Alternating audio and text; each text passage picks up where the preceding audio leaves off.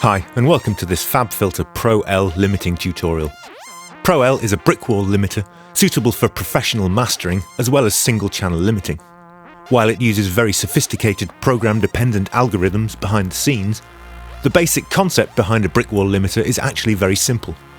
Use the gain slider to make your audio louder, and the limiter will guarantee to keep your peaks below full scale and prevent clipping.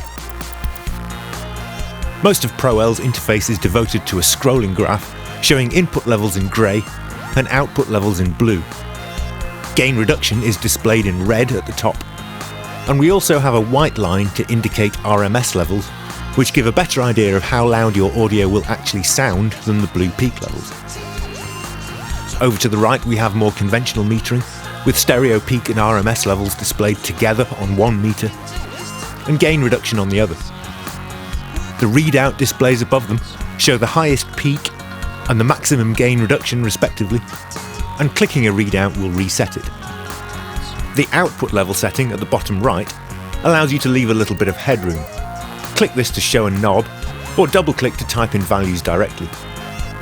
The ISP button above it enables inter-sample peak detection, which can help you determine how much headroom to leave. With this enabled, the output level meter and its readout above will show the peak levels likely to occur after converting to analog or to compressed formats such as MP3. If this reaches 0 dB or higher, you can turn the output level down accordingly, or you could try switching to one of the phase linear oversampling modes. You can find more detailed information on this subject in Pro-L's excellent user manual. Various different metering scales are available. The 48 dB setting provides an overview of the overall dynamics of the material, while the 16 dB setting shows just the top few decibels and allows you to see the shape of the gain reduction in finer detail. The 32 dB setting in between provides a useful compromise between the two. We also have three K-system metering scales: K12 for broadcast material, K14 for pop or rock music recorded for home listening, and K20 for dynamic audio such as classical music or film scores. The K-system was introduced by mastering engineer Bob Katz in an attempt to standardise levels for the audio industry, and as a response to the still ongoing loudness war. And it can help you to judge how loud to make your mix. Simply choose the appropriate K-scale and adjust the gain to keep your RMS levels around unity. Another method is to drop the gain slider back to 0 again, and then raise it back up while holding down the Alt key. Now the output level is reduced by the same amount that you increase the input gain, and it's much easier to judge how much gain reduction can be applied before the music starts to suffer. You could even turn off the meters if that helps you to focus on the sound. And you can then bring the output level back up to a sensible margin. Pro-L's default settings have been chosen carefully and will sound good with most material, but it might be worth trying some of the different factory presets to see if any of them work better at your target levels. If the lock symbol is turned on at the top of the interface, then the gain, output level, oversampling and dithering settings won't be affected, so you can audition presets without having to reset these parameters every time. Alternatively, you could click to slide open the Advanced tab and tweak the settings manually.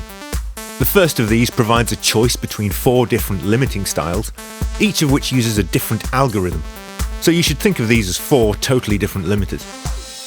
The default all-round style should work well with most material, and can apply large amounts of gain reduction with minimal distortion, while transparent aims to add as little colour as possible and to avoid pumping effects. The punchy style will start to pump when pushed hard, and this might help to enhance the groove of rhythmic material. Punchy is also recommended for processing individual channels within a mix, such as vocals or bass. Finally, dynamic mode actually enhances transients before applying limiting, which can help to preserve the excitement of the original dynamics while still achieving high average levels. This mode is recommended for rock music in particular, but can also work well for other styles. You can fine-tune the sound of the algorithms using the time constant settings. Look ahead determines how far in advance of each transient the limiter will start to react. larger values are safer and will reduce distortion, while smaller values will tend to sound louder but will increase the risk of distortion and are also more likely to cause high intersample peak reading. Values lower than about 0.1 milliseconds start to approach hard clipping, which will introduce distortion. But this is usually inaudible on very short peaks, so this kind of setting might sometimes be more transparent than larger, safer settings. The attack and release knobs control the slower leveling stage of Pro-L. Turning up the attack causes the leveling stage to set in more slowly, leaving more of the limiting to the ultra-fast transient stage. With a shorter attack time, the leveling stage will kick in earlier, as we can see from the gain reduction graph at the top. This will normally reduce distortion at the cost of possible pumping and a lower average level. Let's switch the meter scale to -16 dB to make it more obvious.